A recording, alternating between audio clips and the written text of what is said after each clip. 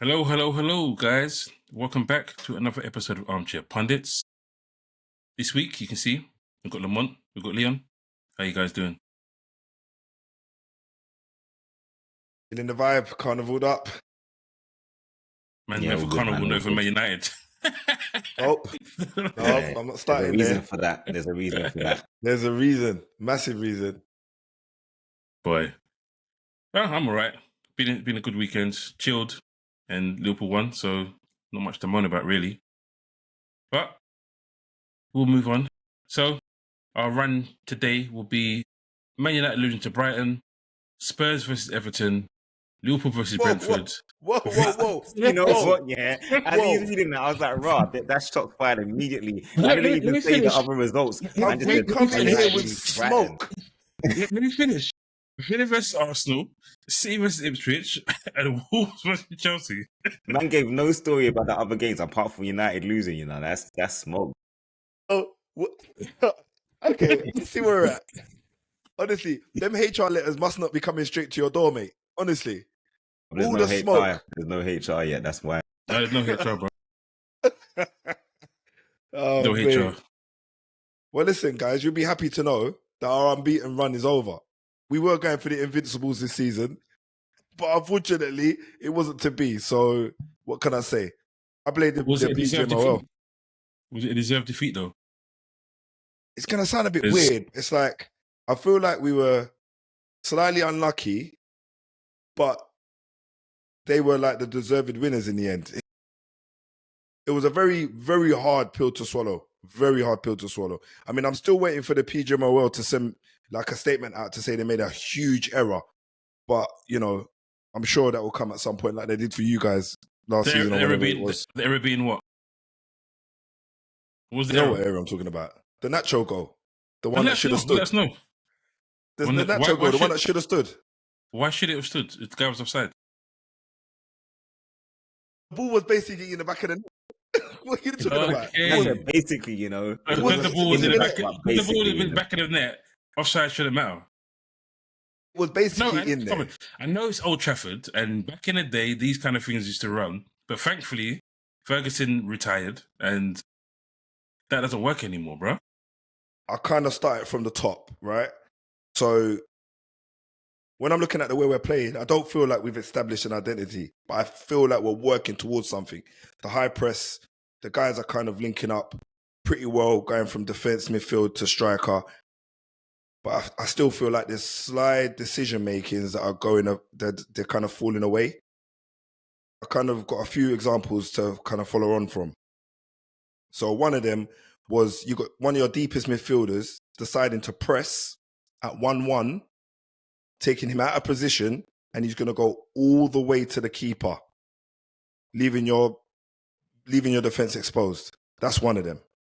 The next thing is deciding to sub someone that was doing pretty well with the press, which was Mount. He got subbed off at halftime, which I later found out Eric decided that he was trying to protect him from injuries.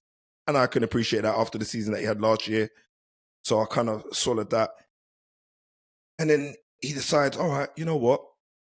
Let's change subs. Now, I think if you've been in football long enough, you make all the changes you want in games. And when the games are tight, you do not make defensive changes, man. You really don't.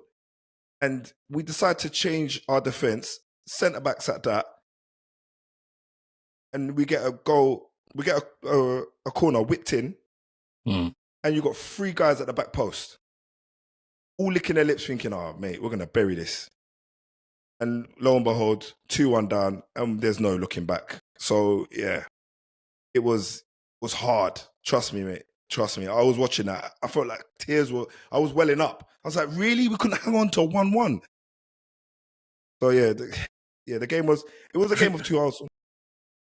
When I looked at it, and I looked at the two managers, and I saw one manager trying to win the game, who's fresh to football management, and one manager who's more experienced trying to hold onto a draw.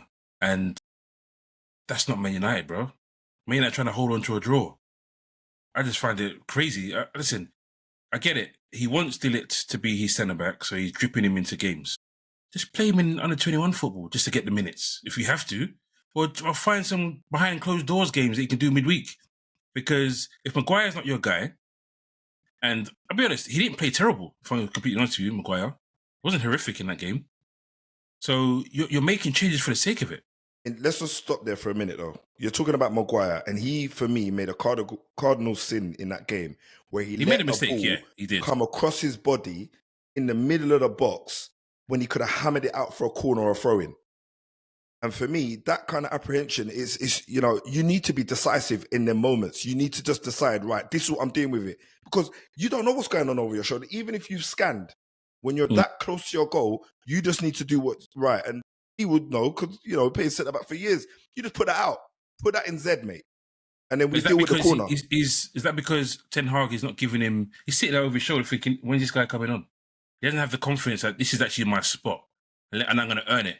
Because he knows at some point, what's his name's coming on in a second. Whereas what should be happening... He can't worry about that. And I'll tell you why. He decided that he wanted to stay at Man United. He had a choice to leave. And at this point, he's known that he's not necessarily favoured by the manager. So he had a choice. You can't play as if I may get subbed. I know naturally you're going to think my chance is going to come where I'm probably going to get subbed. But all you can really do, all you have control of is what you do on the pitch. So he just has to focus on what's going on there. He can't worry about when he's going to come on or come off or whatever. That's like a player who's injury prone, not being sure about when they're going to get injured again. They're not going to be able to play to their ability if they're going to be constantly thinking about that. And because he's made a choice to stay at United, he has to just own it and just play at the best that he can. He can't be thinking about the lit or we wanted to flog him. Else. We wanted to flog him, and he kind of said, "You're going to put his flag in the sand. He wants to stay." There you go. So you got to own your spot. Competition needs to breed champions. He can't be a coward in them moments. He needs to just say, "Right, this is my place. I'm going to do what it takes to keep it." But I know that I'm just talking about one moment, but it's like that is a key moment. It's a key moment in the game. I mean, just again, talking about subs, he's taking, Bruno maybe hasn't had his best game, but you're taking off one of the most creative players in our team. The most creative, not one of. The most creative. The most creative. And, the game's still there to be won. So, James, you're right. It's like we're playing for a draw at that point, because where's the goal? Where's the opportunity going to come from there? Like, we need him to be on the pitch. You know what I mean? He's almost our talisman, let's be honest. Because if it comes through him, we're more likely to score. Anybody else, you're not guaranteed to get something out of it. I really do what's feel... interesting? Yeah. We're looking at who Man United should buy as a striker through the summer, and you probably should have brought back Welbeck. When you think about it, you need an experienced striker to see these guys through. He's Man United's academy graduate. He probably would have come back, and he will be getting minutes. Yeah, at the moment, he would be, without a doubt. Yeah. And I found out, apparently, in terms of your ex-players, obviously you probably haven't sold that many strikers, but no one scored more goals against Man United as an ex-player than he has. That's embarrassing. That is embarrassing. But he hasn't been shocking for them, so maybe you shouldn't have bought an ex-person. I always liked Welbeck. Always. So it was one of the ones where I feel like if it was on the cards and someone said to him, come back for, a year loan or whatever it was, couple years. I wouldn't say a couple years, maybe a year loan. I don't think the fans would have turned their nose up about it. There might have been like a little bit of grumbles here and there, but I don't think people would have turned up their nose about it. Bruv. They couldn't say much about Welbeck. True. That was desperation, though. That was desperation. But just one last point. One last point for me on United there. Last week was a very kind of like touch and go scenario for us against Fulham. And when I look across like the big six, if you like, everybody looks like they've made improvements.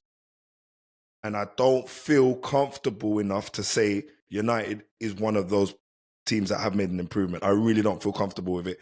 Because if we can't make a decisive decision and say, right, Rashford, bench, Nacho, start, for example, yeah, then we really need to consider what we're doing here. Are we trying to go for something this season? Are we trying to really make a statement?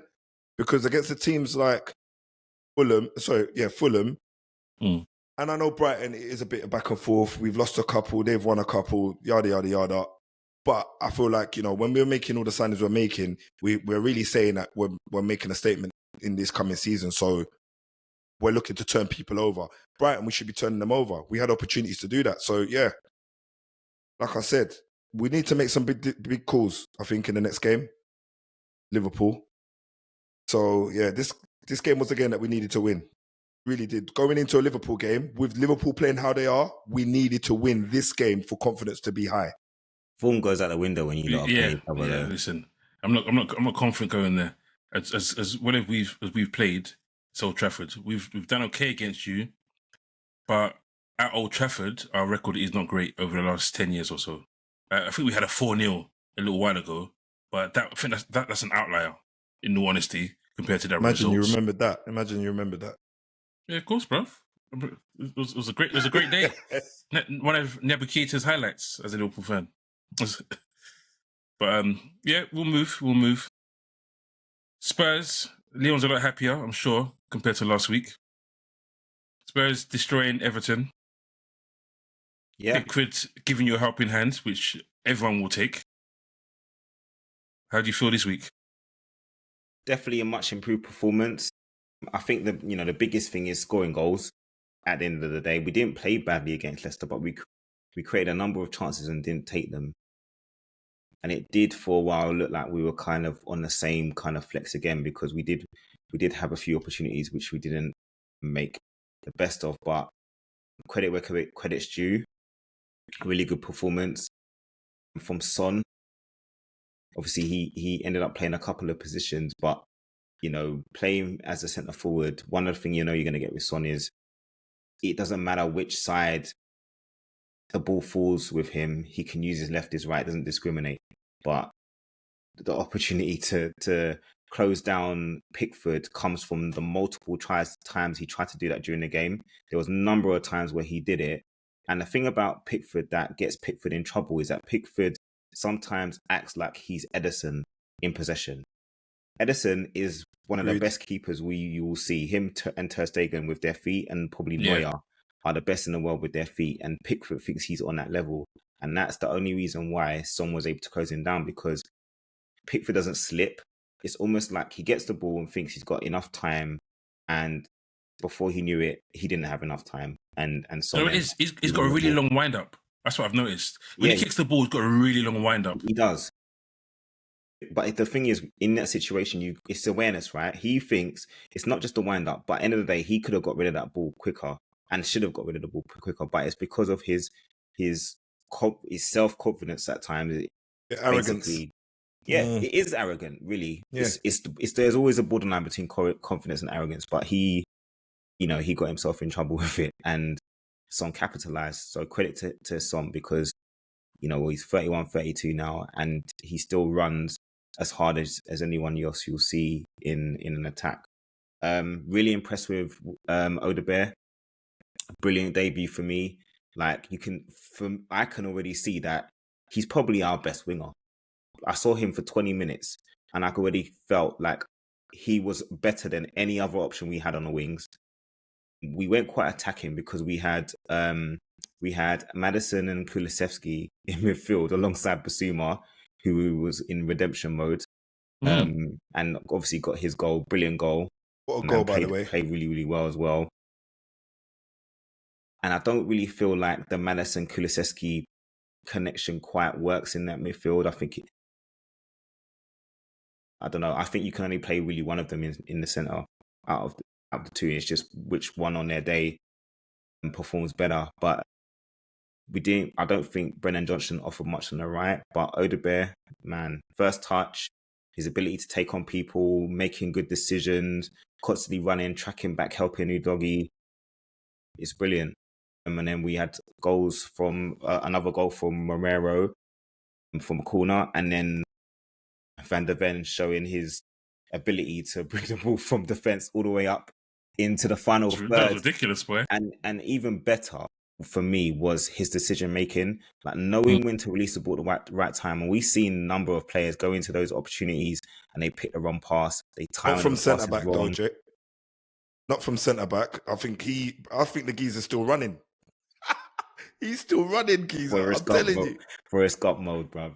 No, but seriously, that his timing of laying off the pass to Son, and at that angle, you would have thought, oh, maybe Son's first touch has been a little bit off, but he puts himself in a position where you think it kind of favors the goalkeeper, but he finds I think he went through the goalkeeper's legs in the end, His or just legs, yeah. underneath his arm. But it was a brilliant finish and good performance, man. That's what you want at home.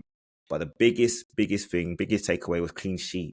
Like Tottenham have just, I don't even know the last time we kept a clean sheet at home, but it was nice to actually finish the game with a clean sheet. And I think that was one of the biggest takeaways of the game was getting a result and actually getting a clean sheet, because we really needed it. I looked at it and it's just really dominant. I was going to ask you about your lineup, and I was like, how on earth are they going with just Basuma as the only midfielder? I thought you got Archie Gray. I thought he might make his debut, starting debut, or I forget, Bergvall. Yeah, I was thinking, okay, maybe one of these two will partner him. So it's almost like he said, you know what, Everton are trash, and we're going to overwhelm them, and we're going to overwhelm them with attack, and they won't be able to handle it. And that's exactly what you did. Yeah. And I think one of the keys, if you're going to play that attacking, everyone needs to be able to do their jobs when they don't have the ball. And I felt that, Tottenham did that very well on Saturday. No matter what, who on Everton had the ball, they didn't have time to do anything.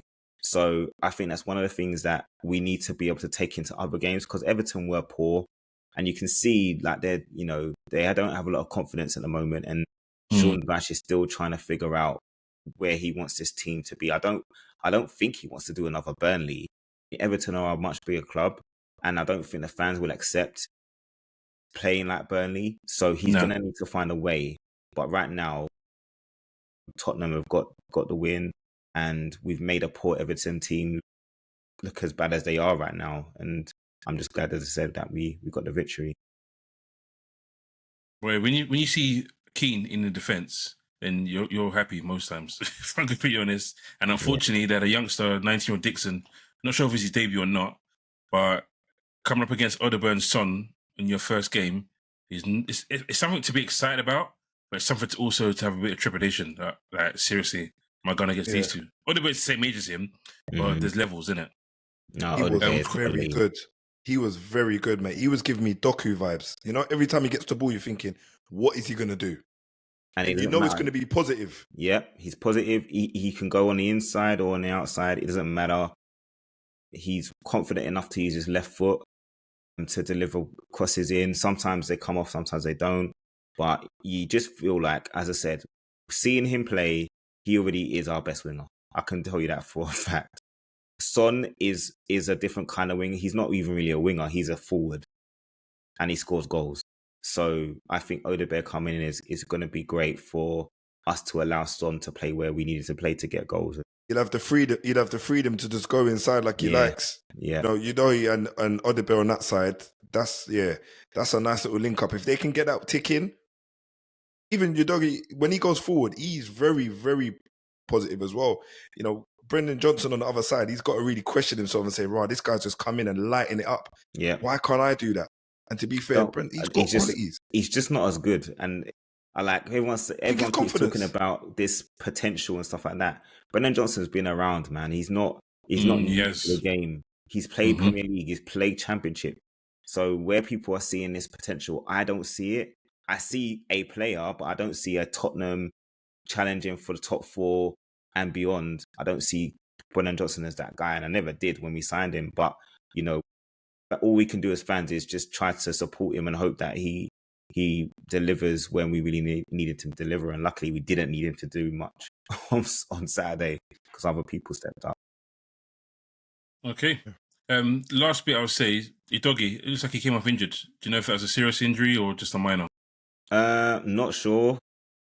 I think Spence came on and played left back in the meantime. And, I don't really like the idea of Spence having to play left back if Udogie gets injured. So I do hope that we do pull something out of the bag and find a suitable backup. But no, I'm not too sure what happened with Udogie, to be honest with you. Okay. Right, we'll move on to Liverpool game. If you haven't seen my Liverpool post-match, make sure you watch it. So, 2-0. Arne Slot has played 2 games, scored 4 goals, conceded none. And I'm pretty happy about it, to be honest with you. I mean, I looked at the game and I didn't feel in trouble. Like, there's times last year where we kept conceding first. And it was like, how can we always concede first? And at the same time, we were like, okay, but we know second half we're going to come back and probably win the game. But at the moment, the difference between the two, and I will say this, we have played Ipswich and we have played Brentford, and Brentford who are not up to, they're not up to where they were before yet. But at the same time, I was on this podcast with you guys last year, well, really on last year, and how many times did I say, but we're conceding so many chances. Didn't matter who we're playing against. We were conceding chances after chance against every single team. And that's not happening at the moment. Long may that continue. And I look at it, and you look at one person that is slowly adapting quite quickly. Well, slowly doesn't make sense, but adapting quite quickly is Szoboszlai. Because Arne Slot has said one of the things that is different between him and Klopp, and he's not trying to be disparaging, it's just that he noticed Klopp is very much gung-ho, and they take more risks going forward. So there'll be a chance to make a pass, it's a risky pass, and they'll always take it. Whereas now he's like, you don't have to.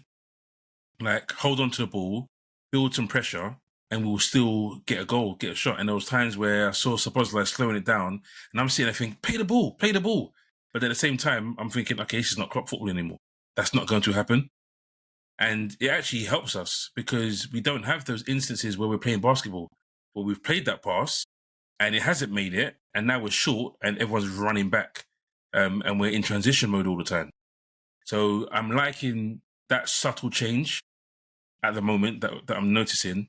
I think, like I said, it's early on, but I think for a manager first coming in newly, we've got the highest XG for shots on target, shots on goal, and the lowest for shots faced.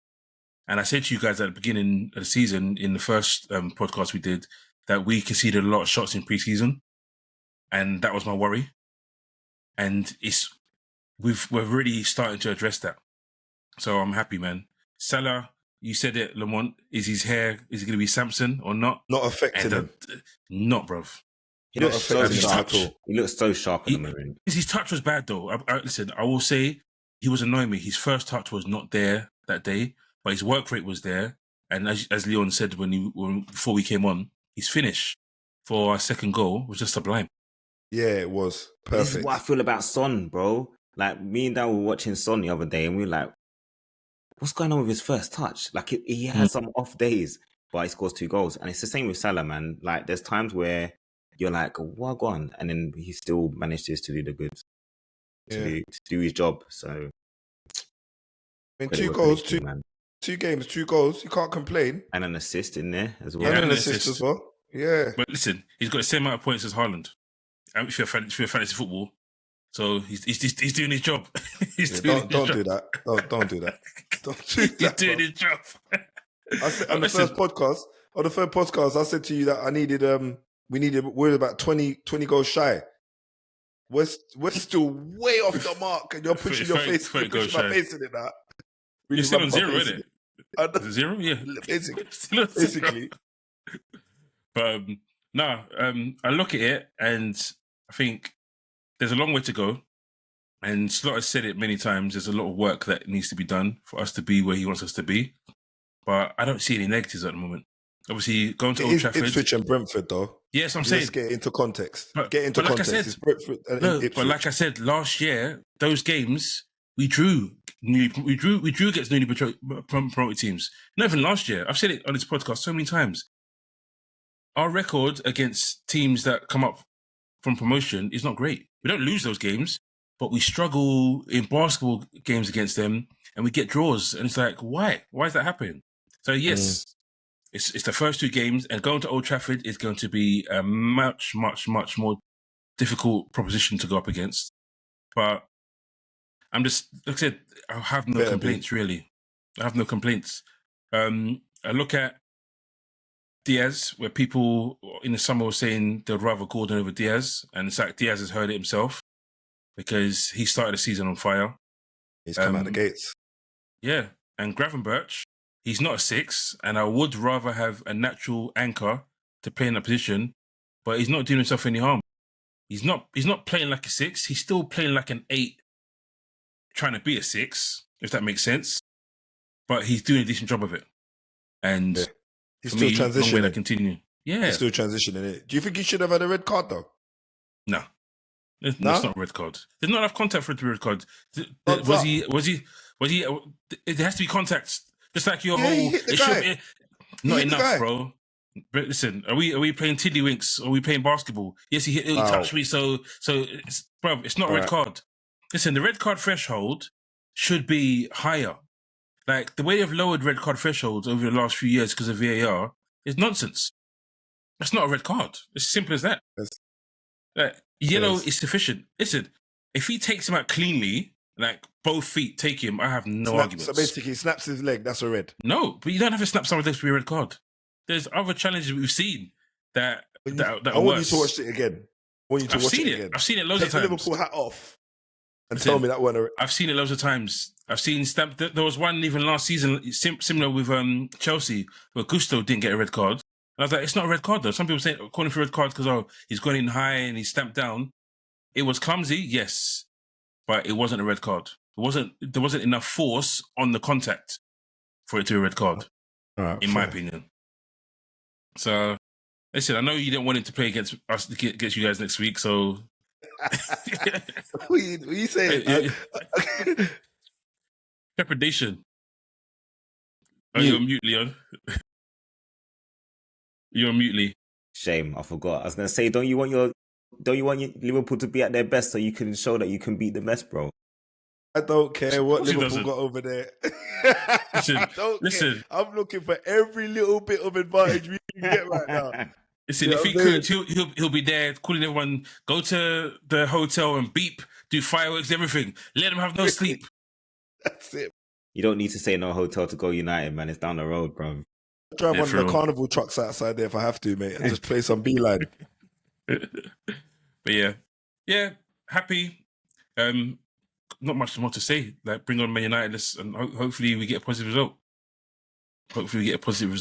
So we'll move on to Villa Arsenal, and what I will start off saying is I'm pretty sure Watkins did not sleep very well because he handed Arsenal that victory. Unfortunately for him, he handed him that victory because the first chance, the open goal, he even gave the guy the eyes and sent him the wrong way and then missed a target. And the second one, he had more time than he realised, in my opinion. He actually had time to take a touch and just tap it in. And he underestimated how quick the reflexes of Raya were for him to get back up. Or just header it in the other side of the goal. I'm not being funny. You're a number 9. That's your job. Clinical. That geezer was definitely crying in the car after that game because he would be so vexed that he missed them 2 chances. The first one, when I saw it from the angle that we view it from, I thought, that's a tough one. When I saw it from the other angle, I said, what? Yeah, behind the goal was horrible. Mate. You know what it is? What's mad is that Watkins was obviously silencing the Arsenal fans because they said, he needs too many chances to score, and he goes and scores the winner with a quality finish at the Emirates. Yeah, last season. And then what does he do? Shows exactly what they were talking about, because those 2 chances there in big games, you got to take those, man. You have to take those chances. You're not wrong. I mean, to be honest with you, when I looked at this game in particular, I thought, boy, if Arsenal do what they did last season, which was dominate, because they dominated both games for me personally against Aston Villa last season, but didn't get the result. And then this time round, they don't dominate, and then they get the result. And I was talking to Bevan, and I said to him, bro, I feel like that's a bit of a smash and grab, He's like, no. 100% smash and grab. 100%. I feel like it was a bit of a smash because they didn't really have any game up until the 65th minute. They didn't really have nothing really to really hold on to and say, you know what, we can get something out of this. Watkins had 2 chances failed to convert them. And this is why I love, the Premier League, and I love football, because it's them fine margins that make the difference. You don't finish your dinner, someone's going to spoil something for you. And look what happens. They make one substitution, and he basically changed the game pretty much. Yeah, Trossard, man, But he scores he's a quality. pretty decent goal from outside the box. Trossard is quality. And Yeah. when they signed him, because obviously they wanted what's his Mudryk in it, and he was the backup. And what a backup he's turned out to be, because he's a match winner. And yeah, he is. He doesn't like it's being a sub, though, Jay. He doesn't like being a sub, Jay. You could tell that. Bruv, who does it? I forgot to. I should have mentioned the. Let me go back a step. The nonsense of Trent, vice captain, sulking because he got subbed. Like, come on, man. Come on. Manager had to go up and speak to him on the bench and tell him to fix his face. Some people say it's not a big deal, but listen, you're vice captain. There's talk of you wanting to leave to go to Real Madrid. When you get subbed, second game of the season, when you've had no preseason, you've got to do better. Listen, I understand people can be angry being subbed, but in context, second game of the season, you've had no preseason. You had quite a lot of injuries to end of last season. Like, come on, shake the guy's hand, sit there. Don't start sulking on the bench. But anyway, that's yeah. Yeah, I think it's right. More about. I think you're right. Sometimes people get above their station, and he needs to realize that this game is a squad game, and right now, being subbed on the second game of the season against flipping Brentford is not going to be a problem. Don't you know that you're going to play against Man United? Conor Bradley is not starting against Man United. Trent is starting. Think of the bigger picture. The bigger picture is you need to go into that game as fresh as you can. And ultimately, if the manager says you got to come off and just eat it, man. There's going to be plenty of games for you to play this season. And there's going to be plenty of games for Conor Bradley to play. So, Slot even said at the end, how often do you actually hear managers say backup? He said we've got a great backup right back in Conor Bradley. So there's no need to be worried about getting subbed. Yeah, and the manager's actually saying the number 2 right back is. Get over it. Anyway, that's my gripe. Yeah. Back to the Arsenal. Yeah. I feel like as much as people like, Arsenal didn't dominate as much in terms of chances, maybe not, but they still had most of the possession in the game. It wasn't like I don't feel like it was a smash and grab. I just felt like it was one of those seems to be more typical Arsenal way performances now, where they're doing enough to get the win, and that's all they needed to do. And yes, they rode their luck because Villa missed a couple of really, really great chances, but ultimately, Arsenal are doing what people who are going for the title do, and that is get results in tough games. And unfortunately for Villa and for everyone else, they're looking strong again this year. Yeah, there was 2 key moments in that game for me, though. Like, honourable mention to Roberts, mate. He was knocking Rodgers, sorry. Yeah, honourable mention to Rodgers, mate. He was knocking Partey and Rice around. Like, they must be punch drunk after that game. Honestly, because he was just having his way with them. Am I being biased or what? I thought he was the best player on the pitch. Yeah, I don't know. Maybe I'm looking at it wrong. Because obviously, some people have said Saliba was great, and obviously Raya made some great saves. But aside from Raya, obviously Raya made match-winning saves. I just thought Rodgers was a cut above everyone on that pitch that day. If they draw, he gets man of the match. In my opinion, if they drew, but they didn't, obviously. But yeah. He was outstanding. But he that didn't really might put be foot because wrong. he's the player that you least expected to make that impression on you during the game. So sometimes it's true, but that factors into it, right? Because when you look at all the names that are on there, you're thinking, guys like the names you mentioned, Saliba, Odegaard, Saka, and then for Villa, you're like Bailey, Watkins, McGinn. Those are the guys that you're expecting to kind of like show themselves. But Rodgers was like, he's coming, he's playing number 10, and you're like, well, he must be something because they've let go a lot of young players, and he's still there, and he's getting a starting berth. And to me, he's really looked the part so far. But yeah, I was impressed with him. But I think it's how long we'll be able to maintain this trajectory for, because right now he does look like someone who can really cause a problem. I think maybe they found his position. Because last season, when they brought him in from Middlesbrough, they played him left wing a lot. And even at Middlesbrough, he was playing left wing or up front, and that's what they thought he was. And maybe he's not. Maybe he is. Like I remember I said to you guys before, I asked you a question about Joe Linton, moving from a striker to centre midfielder. It was on the tip of my tongue. Yeah. I was literally about to say that to you. I swear to you, I was about to say that. And maybe that's what it is. Maybe Rodgers is a number 10, and to get the brute strength, the running power out of him, obviously he didn't have the end product, and that's what you need for him to generally be head and shoulders above everyone else. He didn't have the end product, but for me, it was a fantastic performance from him. Maybe, like you said, maybe it's because I wasn't expecting it. Why it seemed so much better than it should be. Do you know what it was for me? It was the way he was dominating the midfield. Like on his own, he single-handedly was shrugging off the Arsenal defenders like they were under 21s or the reserve. Like he was just like, meh. Someone said it was a Yaya Toure performance. So someone said to me. It was on them fringes. Without I'm the not goals. gonna lie. Yeah, it's true. I mean, look, he gave the opportunity for Watkins his first chance. Do you know what I mean? He was hustling. And he managed to kind of open up things a little bit. But yeah, man, he had an outstanding game. So yeah, hopefully, long way that continue in terms of just kind of seeing a performance like that for Aston Villa. Do you know what I mean?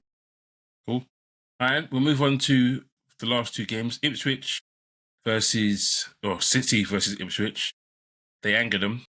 I think I said it last week about Sami Smodzic coming in could be a good little striker for them because he scored a lot of goals for Blackburn and he gets an early goal. But the true striking beast that we have in world football right now, Haaland comes in with, was it 94 goals in 102 games for Man City? Just ridiculous. It's ridiculous. So it's almost Messi and Ronaldo levels. I say almost because theirs is over. They scored more goals than in games at some points.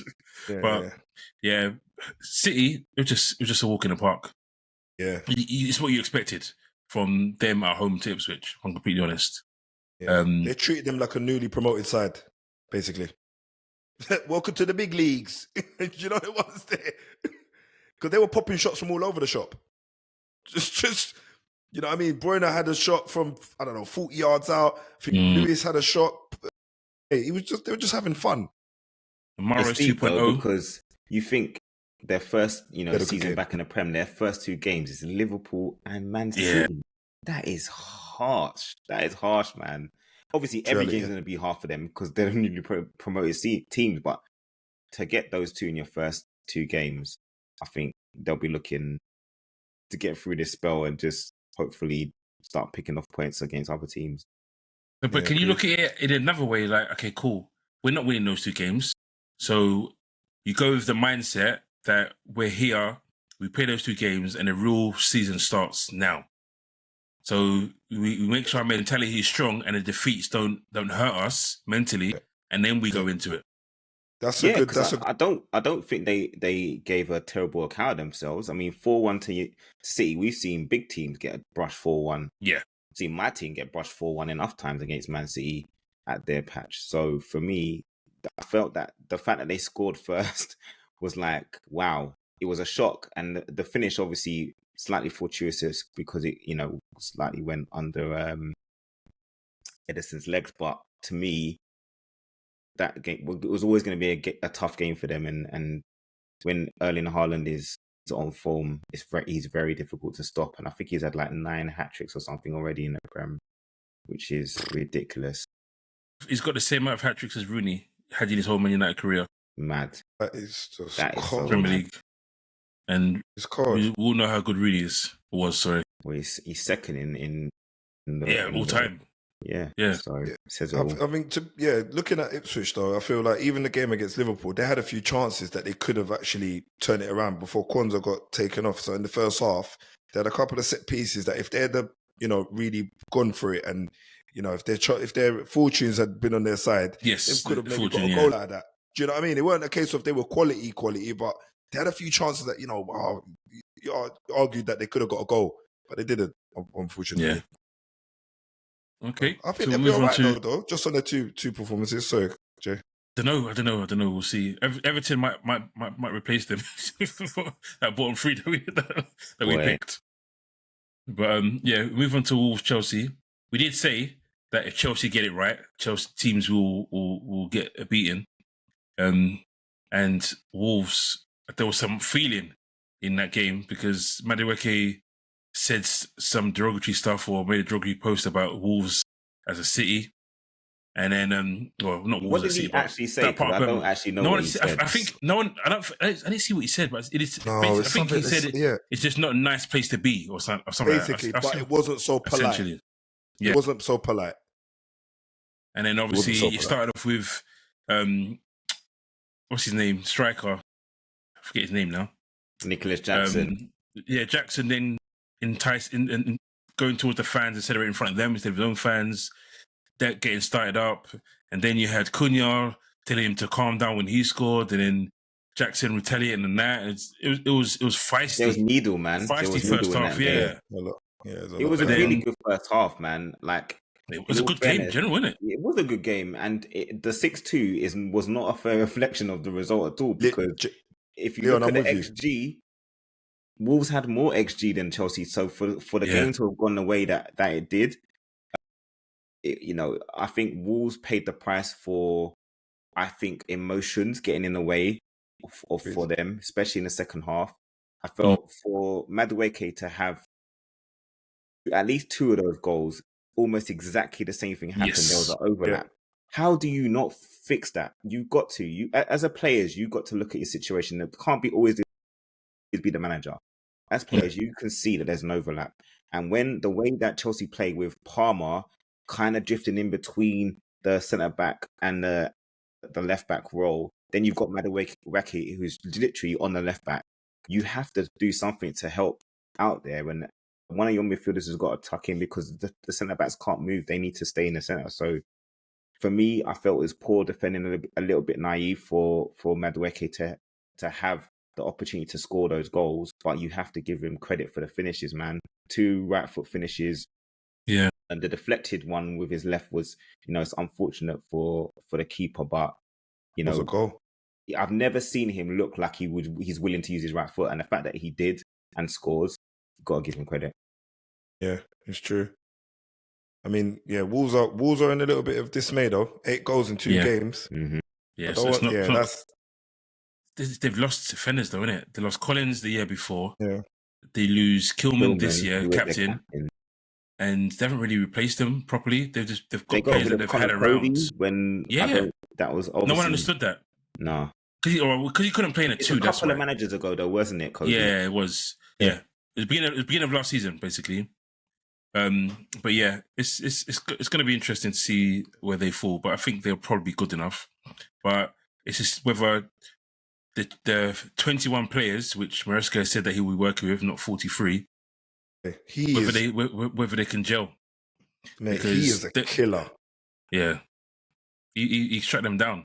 Everyone's been scared of Chelsea coming good because they can see that they've got a talented group of players, man. Their squad is strong. They can bring on someone like João Felix who gets a goal, and you're like, if they get the João Felix that everyone thought João Felix was going to be, it's problems. The good thing about it is there's a very good team goal, by the way.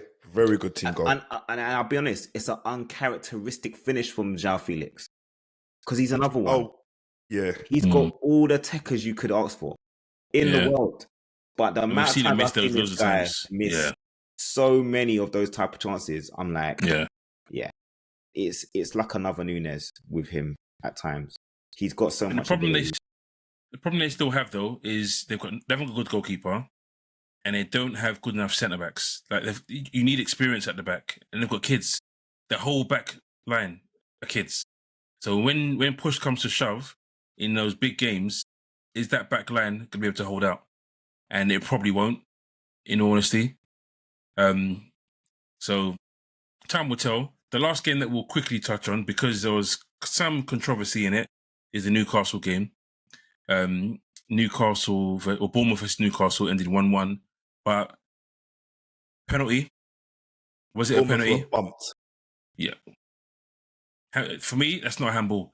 It hits the shoulder. This is not your t-shirt line. Is where it ends. Anything below the t-shirt line, I just couldn't believe it. I couldn't believe that. Horrible decision. with all the technology that we've got in place, and they're gonna give that a no-go and a handball. No, that's horrible. I don't even know if it hit him. Bro, I'm still I I was still definitely disputing. think he hit him personally.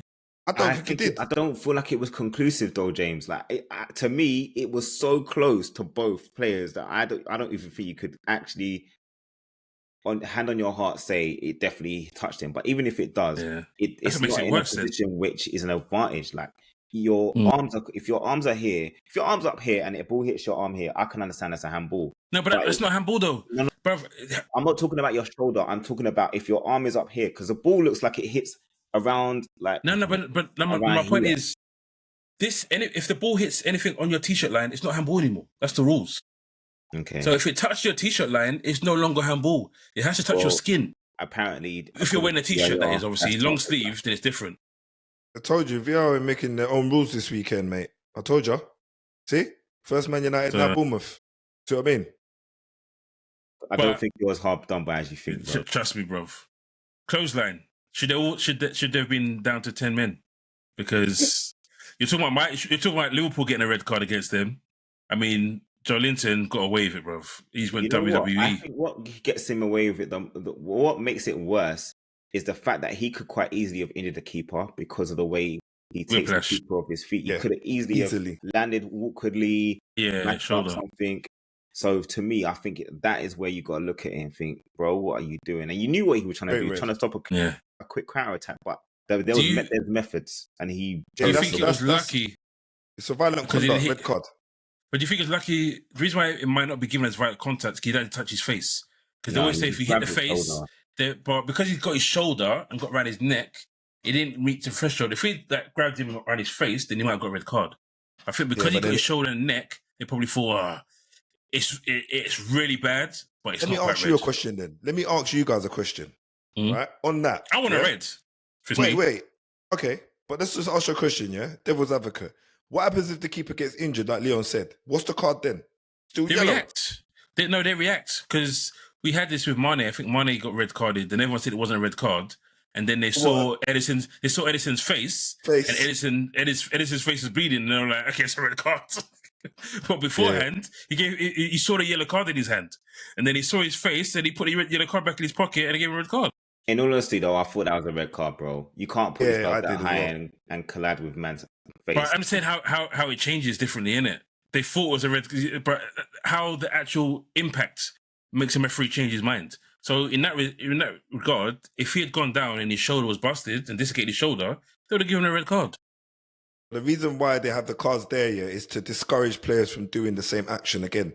If he does that again, he's expecting a yellow. Because if the player doesn't get injured. But realistically, he should get a red because that is so dangerous. You can put someone out for, I don't know how many months if you get a shoulder injury or a neck injury or something like that. Do you know what I mean? So I feel like, they should have managed that a little bit better. Okay. All right. So that was the last point. Our new feature. Who was your player of the round from any club? Go first for me. Your boy Aston Villa. Don't say Mainu. Lost. Okay, so I thought you could say Mainu again. No. He was the guy. No, he was the guy I was talking about that done the flipping press at whatever minutes it was, all the way to the keeper and was out of position. I mean, look, we'll do that another day anyway. But the Aston Villa centre mid Rodgers. He was superb, man. I was thinking about it. He deserved to get man of the match. So yeah, that's it for me. Okay. I'm gonna go with Madueke. I think it's an easier choice just because he got a hat trick and it's not Haaland. But I felt for the first time that when I seen him, that he's caused real problems. Like I've seen him play in other games and I haven't been that impressed with him. And I've been like, I'm surprised that Chelsea fought out for him. But on Sunday against Wolves, it was the first time when I saw him. And I thought, no, I think there's a real player there, and I think his finishes I was really impressed with. As I said, I never expected him to be using his right foot. So I'll give him credit, man. I'll give it to Madueke. I was going to say Madueke, but I don't want to have the same. So I was undecided between the two, and it was between him and Cole Palmer. Although Cole Palmer's, people say his assists were quite easy, but at the same time, you have to have the right way of pass and the right decision making, and he got a goal. So he got 3 assists and a goal. So you've made my mind up to choose Cole Palmer as my player of the game week. So thanks, guys. Thanks again for this episode, and thank you guys for watching. Once again, don't forget to catch us on X. Our handle is @ArmchairPundits. And then you can go onto Instagram and TikTok, where we have our shorts of this episode. Instagram is @ArmchairPundits Podcast, and our TikTok is @armchair.pundits. Thanks again for all the views you're showing us love with our shorts. There will be many more, I'm sure, that you've seen from this episode. So take it easy, guys. Peace out. Have a good one. Peace.